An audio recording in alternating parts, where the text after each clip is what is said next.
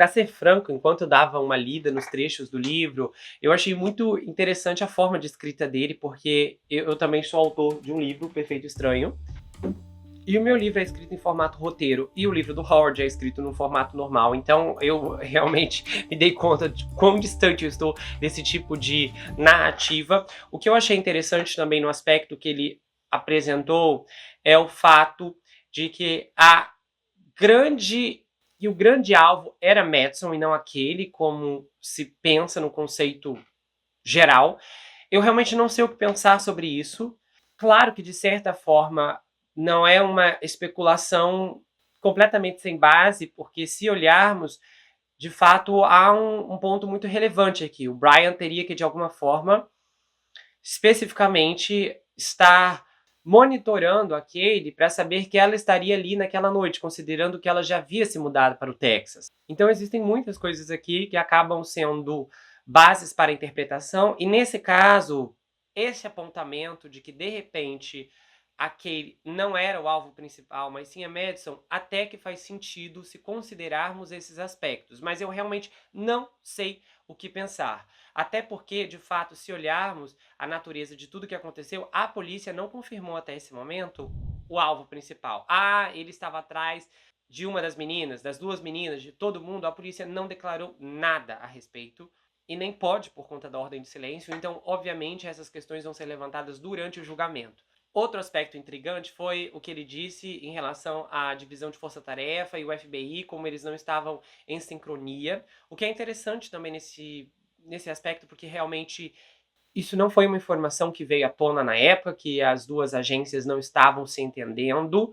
Agora, o que é interessante, que eu lembrei aqui, é que, se eu não me engano, eu não lembro se foi o Daily Mail ou o New York Post, mas alguém na época, quando essas gravações das paradas policiais executadas com o Brian, o pai dele, alguém tinha afirmado em um desses portais que isso era uma armação do FBI, que essas paradas foram de propósito. E eu lembro que o FBI veio e negou. E disse: não, não, não, não, nada disso é mentira, isso tudo foi parada aleatória, não temos nada a ver com isso. E agora o livro vem e reafirma essa fonte anterior que havia apontado que de fato essas duas paradas eram uma armação. O que eu também tenho uma inclinação maior para acreditar, até porque duas vezes no mesmo dia, e também faz sentido de que eles realmente, de alguma forma, queriam dar uma olhada no Brian, queriam vê-lo. Toda essa operação dentro desse esquema realmente condiz com esse aspecto narrativo que já estamos um pouco familiarizados. Agora, talvez o que seja mais surpreendente em todos esses levantamentos feitos pelo autor é que o pai do Brian já desconfiava dele. Isso é realmente muito interessante, considerando que já ouvimos centenas de alegações de que o Brian não era um indivíduo bem visto. Todas as pessoas que tiveram algum tipo de contato com ele e deram entrevista à imprensa não falaram dele de uma forma positiva. Então tem histórico de mau comportamento, a demissão da faculdade, já tinha muita coisa contra ele acontecendo nos bastidores, que nada tinha a ver com os crimes. Então é muito provável que esse comportamento inconstante, volátil, fosse percebido pela sua família. Agora, é claro, também é muito mais intenso quando o comportamento dele era tão disfuncional ao ponto de que a sua irmã e o seu pai ligassem ele ao que houve em Moscou. Ou seja, se isso for verdade, quando a polícia invadiu a casa dele aquela noite, a prisão não foi tão surpreendente para seus pais. Os pais do Brian só divulgaram uma nota, uma declaração em conjunto que foi divulgada logo depois que o filho deles foi preso. Então, de lá para cá, eles estão bem silenciosos, o que de certa forma também é interessante. Talvez a família esteja, de alguma forma, tentando encontrar um jeito ou perceber caminhos específicos para passar por esse processo. E é lógico que não é uma decisão fácil para uma família se virar contra o filho, embora seja a decisão correta se ele for culpado e se eles tiverem essa noção dele como culpado. É lógico que nós não estamos falando em, vou cortar os laços com você, o contato e etc, porque isso não acontece. As pessoas amam ainda seus parentes, seus filhos, seus pais, mesmo que um desses indivíduos seja um homicida cruel. Agora, o que vai ser importante nesse caso é ser a família não alardear a bandeira da inocência, como muitas famílias fazem em circunstâncias absurdas, e outros casos que eu já narrei aqui, que o indivíduo era claramente culpado, havia uma chuva de evidências contra eles, e a família, não, armação, ninguém fez nada, entendeu? Ele é inocente, tadinho, salvem meu filho. Se esse vai ser o comportamento nesse caso, nós ainda não sabemos, e é muito provável que o julgamento comece a desvendar exatamente qual posição essa família vai tomar. Então, há muitas escolhas que precisam ser feitas, e se essa família ainda não escolher um lado, eles vão acabar optando por um lado, de certa forma, e na verdade, o lado aqui é muito mais subjetivo do que parece. Porque nós temos o lado do Brian, nós temos o lado das famílias, nós temos o lado das vítimas e nós temos o lado da verdade. E quando você assume o lado da verdade, não é simplesmente uma escolha clara, consciente, que tem exatamente consequências e previsões pré-escritas ou previstas. É um posicionamento que pode atrair respostas dúbias e também, particularmente, eu compreendo que é um papel difícil de uma família muitas vezes abraçar pelo fato de que a maior consideração está no seu ente querido e não nas pessoas que se foram pelas mãos dele. E muitos indivíduos, ao longo do tempo, acabam abraçando a negação como uma forma de suportar a dor, o que é muito prejudicial, não apenas para os envolvidos, mas também, é claro, para toda circunstância que cria ainda mais revolta. E no final das contas, a decisão correta se baseia não no que o indivíduo está sentindo, mas no que são fatos, no que é real, no que realmente aconteceu.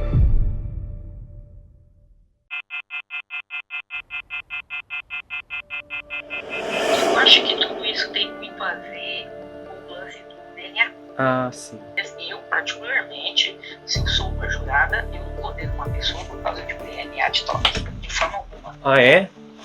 Não, de forma nenhuma. Por quê? Mas por que exatamente? Exatamente assim, vou te dar um exemplo, né? A gente tentando sumarizar.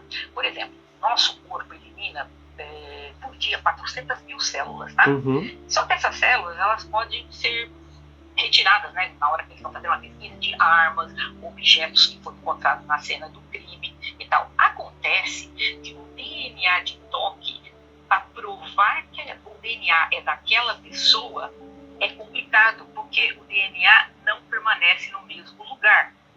Não sei se eu vou te dar um exemplo, tá? Uhum. Uma pessoa, vou dar um exemplo do Brian, vou criar assim para você já ter mais uma idade. Seria o DNA de contaminação que nós chamamos, né? Então, vamos supor assim, imagina que o Brian foi 2 dias antes em um restaurante. Ele abriu a porta do restaurante, ele entrou, ele sentou numa mesa, ele tomou um café, ele usou o açucareiro do café, colocou lá, tomou e ele foi embora. 2 dias depois, aquela limpeza mal feita, né, que tem no restaurante, uma pessoa, vamos dizer, o autor do crime, né? O autor do crime entrou no mesmo restaurante, tocou na mesma maçaneta, sentou na mesa que o Brian tocou e ele acabou pegando do mesmo açucareiro que o Brian tocou. O DNA do Brian foi transferido para ele, ok? Esse homem é o autor. Ele tinha a faca e aquela capa da faca, a bainha da faca. E ele tocou com a mão dele. O DNA do Brian foi transferido para aquele objeto. Olha, isso é comum e acontece muito. O DNA de toque, ele pode ser transferido. Tem um caso muito famoso aqui nos Estados Unidos, eu não vou lembrar o nome agora, mas teve um homem que foi condenado aqui nos Estados Unidos porque o DNA dele de toque foi encontrado na arma do crime. Ah, é aquele caso do Neil, né? Eu acho que eu fiz também, a senhora já fez. O do que ele morava na Inglaterra, né? Que ele atirou na esposa e no bebê, na bebezinha. Não, esse que ele estava em coma. Ele não era o autor do crime, ele estava em coma. Ah, ele estava em coma. Ele estava em coma. O que aconteceu? Os paramédicos que socorreram aquele homem socorreram depois o autor do crime e transferiu o DNA do primeiro que estava lá em coma para a cena do crime. Então ele foi... só que depois conseguiram provar que o cara estava em coma. Não foi ele, né? Mas Deus. Foi provado que foi a transferência de DNA. É possível falar, mas isso é muito... A gente chama aqui far-fetched, muito fantasioso, mas não é. Pensa comigo. Eu vou restaurante qualquer, e hoje sento, toco lá, tem tanta coisa, tem aqueles pacotinhos de açúcar, sim. aquelas coisas, geleinhas, não sei o quê. Aquilo lá não fica sendo repondo toda hora e ninguém vai ficar limpando açucareiro, sal, ninguém vai ficar limpando aquelas coisinhas que tem na mesa, sabe? Flores, aquelas coisinhas. Você senta lá, toma seu café, você tá mexendo lá no açucareiro, mexendo nas florzinhas, não sei o quê, não sei o quê. Depois vem uma outra pessoa e toca. Só que você deixou as suas células lá, né, das 400 mil que a gente por dia perde, né, ficaram algumas lá. Outra pessoa vem e toca na mesma coisa. Pode ser 2, 3, 5 dias até depois. Toca naquele objeto. Houve a contaminação, a transferência do meu DNA para aquela pessoa. Essa pessoa vai me praticar um crime. E meu DNA pode ser encontrado por causa da transferência. Por isso que eu digo que o DNA de toque é questionável, é diferente, né? O DNA encontrado embaixo de uma unha, aí você não vai... Que é mais preciso. O DNA no corpo, o DNA encontrado em fluido seminal, aquelas coisas, você não tem.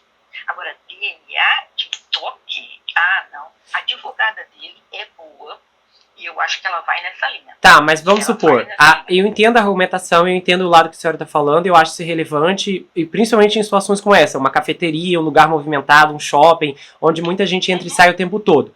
Mas, nesse caso, quando o DNA do toque, ele é uma combinação de outros apontamentos, como, por exemplo, o fato de que ali na casa é difícil imaginar uma situação como essa em que ele fosse frequentador. Né? Só a presença dele na casa já é suspeito. Nesse caso, ainda assim, a senhora não votaria pela uma condenação, considerando aqui aí a particularidade da questão? Não, porque não há uma prova material, física. Ninguém reconheceu e disse que ele estava aqui cara a cara comigo. Não tem isso. O telefone dele o coloca lá, mas já vão ter aí várias... Eu já vi que vão ter várias discrepâncias aí de umas empresas de telefone, coisa, negócio de telefone, uma bagunça total.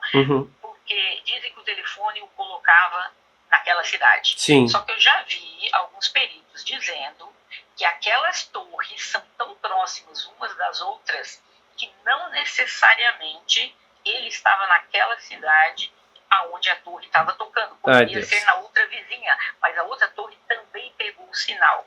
Então, o que vai ser uma briga ali, que seria a melhorzinha, você ter, a de telefone é até melhor do que a DNA de toque, né? Mas mesmo assim vai ter muita briga entre eles para provar quem foi o melhor cientista que eles conseguirem trazer lá, conseguirem convencer o resultado. Não, a torre que pegou o telefone dele era essa, ele estava nessa cidade, entendeu? Mas eu já vi que vão ter cientistas que vão discordar dele. Por causa disso, olha, eu particularmente, eu acho que ele praticou o crime, mas é aquela coisa, a gente não pode condenar uma pessoa por achismo, você tem que ter certeza 100%. O DNA de toque o coloca lá? Não. Então, se essa é a única prova material que eles têm, eu sou obrigada a absolvê-lo. Meu Deus. Você entendeu? Porque é aquilo, uma coisa é o que você acha e outra é aquela, não, eu tenho que ter convicção. Né? E por DNA de toque a gente sabe, pode contaminar, não sei. A advogada dele vai para essa linha, você vai ver. É uma cidade, ele é um jovem, ele ia em bares, restaurantes, cafeterias, mall, shopping, ele ia por tudo pelado, onde esse povo jovem está. Ai, meu Deus. Qualquer pessoa poderia ter tido contato com ele. Aí depois eu vi, o negócio do carro. Ou seja, tudo isso tem que ser colocado junto, mas quando você tira uma das peças e tira uma outra, aí meio que a configuração acaba se dissolvendo. Você tem que colocar todos os pontos. Quando a gente usa, como eu falei, se fosse usar o DNA de toque, eu acho que é meio fraco, vai ter esse negócio da linha do telefone aí, que eu já vi que vai ser muito complicado por causa das torres, da proximidade da cidade. Mas ainda a gente tem, no caso, ainda tem um terceiro fator aqui, que seria o testemunho da Dylan. Mas o testemunho dela é que ela viu um rapaz que tinha uma sobrancelha espessa, grande, né, grossa. Bem cabeluda. Mas quantas pessoas no mundo têm uma sobrancelha cabeluda? Quantas pessoas são altas? Quantas pessoas são magras? Ela não pode. que ela viu foram os olhos dele, ela sabe a altura, mais ou menos, e o peso. Mas aí a advogada dele vai falar, só nesta cidade tem não sei quantas mil pessoas com a mesma configuração física dele, com as mesmas sobrancelhas grossas dele. Nossa. É difícil, vai ser difícil.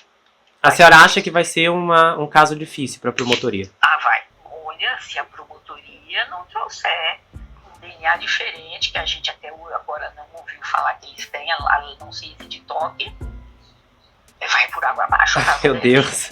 Ai, doutora Sandra, que isso? Se for só isso, vai ser, né? E tá, vamos numa hipótese aqui. Vamos supor que o julgamento desabe, que ele seja solto. Como que a senhora acha que é a reação pública a isso? Nossa, vai ser terrível, vai ser uma coisa assim, porque assim, 80% da população dos Estados Unidos, essas pessoas já condenaram o Brian, né? Uhum. A gente sabe disso. Muitos não vão assistir o julgamento, não vão ter acesso, e quando receberem a notícia vão ficar indignados. Eu vou assistir assim diariamente, eu falei, vou trabalhar com os headphones no dia. E às vezes, até tirar 2 dias para ver se eu conseguia viajar até lá, pessoalmente, andei até fazendo umas pesquisas, vai ser complicado. Eu já tentei ver uma olhada, porque é um novo julgamento, né? Eu sei, vou ver se eu consigo ter uma olhada, o número de pessoas que vão ser permitidos naquela, mas vai ser complicado conseguir uma gente, olha, até eu pensei agora em ir, né, passar na cidade, fazer olha só. Eu tava pensando em pelo menos tentar uns 2 dias, pra ver se eu conseguia pegar pelo menos uns 2 dias do julgamento, ficar cara a cara com eles, sabe? Não tá fora ainda da... A senhora vai trabalhar muito, hein? Vai trabalhar muito nesses dias aqui no canal. Se prepara. Meu Deus. Então, eu acho que a população essas pessoas vão ficar revoltadas se ele for solto. Vão ficar totalmente revoltadas. Agora tem uma... aquela história. Não pode falar. As pessoas, elas ficarão revoltadas porque não tem conhecimento, assim, jurídico do que está acontecendo, entendeu? Mas as pessoas, se o advogado vai explicar isso com uma clareza 10 mil vezes melhor do que eu, do DNA de toque. O DNA de toque vai convencer qualquer jurado em 5 minutos. Entendeu? Daí o jurado vai, vou esquecer então que esse negócio aí tinha o DNA dele, vamos cortar isso fora. Aí vem o negócio do telefone, vai ser a batalha dos cientistas, quem que convenceu quem que aquela torre não era, e de repente o pessoal gostou mais da linha daquele que diz não, aquela torre ali possivelmente não era do telefone, ele não estava lá, pronto, aí vai desmoronando todo o caso. Aí o que vai acontecer? Aqueles jurados, metade vão dizer que sim, metade vão dizer que não, só que quando isso não é unânime, o julgamento é cancelado, é acquitted, que a gente chama, né? A pessoa não é nem absolvida nem condenada, é acquitted. Então, novamente, a promotoria no futuro pode até na semana seguinte, não, eles vão dar um prazo de apelação, né? Quando toda parte tem direito de apelar e tal, mas passou ali o tempo da apelação, a promotoria pode novamente entrar com a ação. Mas vai ser um caso intenso, vai ser muito intenso. Mas considerando tudo que eu estou vendo até agora, infelizmente, a promotoria não está indo bem com as provas. Nossa. Vamos ver. Mas você agora, ouvindo todas essas coisas que você tem ouvido, tal, qual que é a sua tendência? Vamos deixar de lado o fato que, como eu falei, eu acho que foi ele. Sim. Mas não posso condená-lo por circunstâncias desse caso. Você, particularmente, eu sei que você acha que foi ele. Sim. Mas pelas provas de tudo que está sendo mostrado até agora, você se inclina para quebrar, tá?